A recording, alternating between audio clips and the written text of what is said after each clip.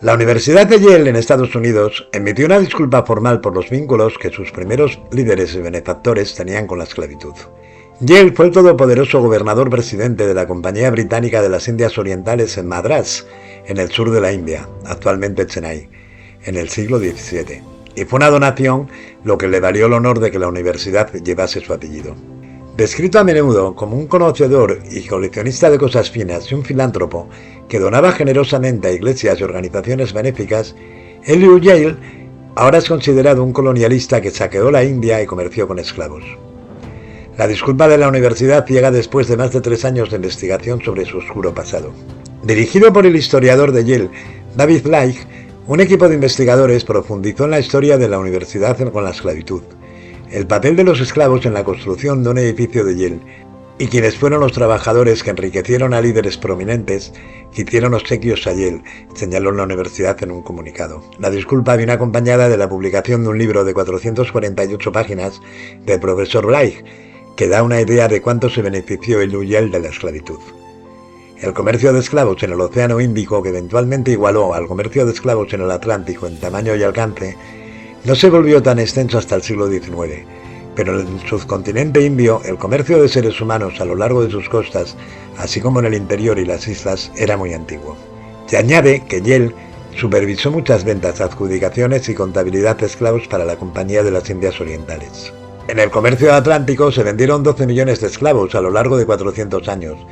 Él cree que el comercio en el Océano Índico fue mayor porque cubría un área geográfica mucho más grande, uniendo el sudeste asiático con Medio Oriente y África, y continuó por mucho más tiempo. La investigación de este pasado es importante.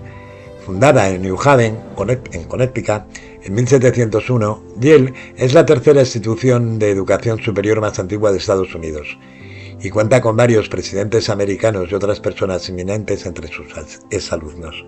Y está bien documentado que a partir de 1713, Elihu Yale envió cientos de libros sobre teología, literatura, medicina, historia y arquitectura, un retrato del rey Jorge I, textiles finos y otros valiosos obsequios a la universidad. El dinero recaudado con su venta se utilizó para construir un nuevo edificio de 3 plantas que recibe el nombre de Yale College en su honor. El historiador y miembro de la familia Rutherford Horace Yale, que escribió una biografía de Elihu Yale en el siglo XIX, dice que su donación hizo de la precaria asistencia de la Universidad de Yale una bendita certeza. También le compró la inmortalidad a Yale, aunque no hay descendientes directos suyos, la universidad perpetúa su nombre. En su disculpa, la universidad dijo que trabajaría para mejorar la diversidad, apoyar la equidad y promover un ambiente de bienvenida, inclusión y respeto, y tomaría medidas para promover el crecimiento económico inclusivo en New Haven, donde el 30% de la población es negra. Pero no dijo nada que estuviera en juego un cambio de nombre, ya ha rechazado llamadas para hacerlo en el pasado. Nacido en Boston en abril de 1649, Elihu Yale se mudó con su familia a Inglaterra cuando tenía 3 años. Llegó a Fort St. George, la colonia blanca de Madrás, cuando era joven, en 1672 con un trabajo administrativo en la Compañía de las Indias Orientales. Los salarios ofrecidos por la empresa eran notoria y ridículamente pequeños, desde el del gobernador hasta el de los aprendices, escribió el historiador familiar. Él y otros historiadores dicen que sus empleados se dedicaban a todo tipo de negocios propios para obtener ganancias privadas.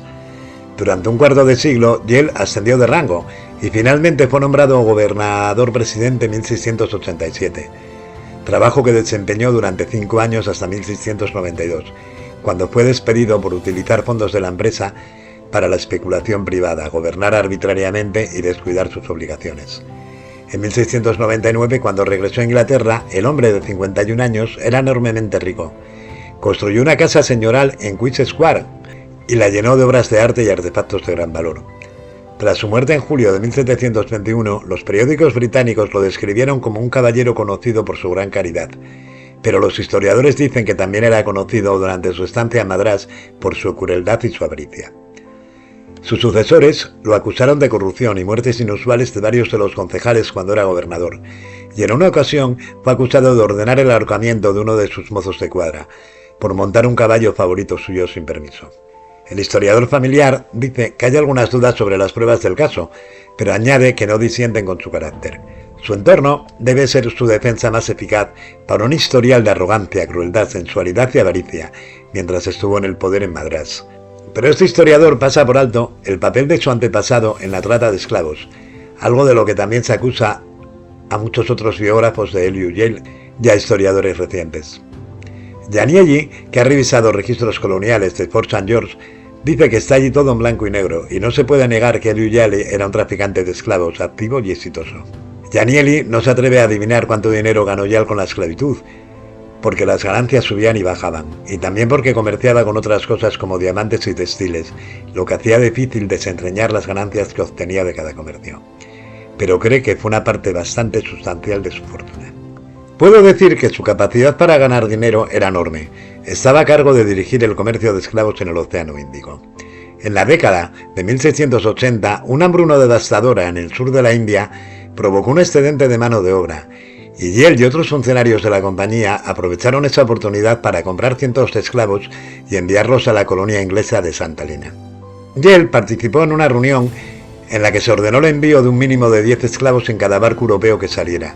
En un solo mes, en 1687, Fort St. George exportó al menos 665 esclavos.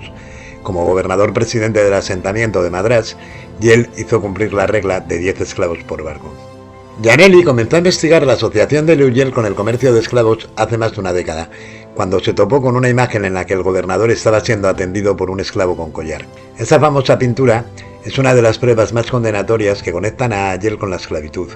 Fechada entre 1719 y 1721, muestra a Yale con otros 3 hombres blancos atendidos por un paje, un término que generalmente significa sirviente, pero en este caso un eufemismo para un esclavo. La esclavitud era muy importante en ese momento, no está claro si él era el dueño del esclavo o si el dueño del esclavo era algún miembro de su familia.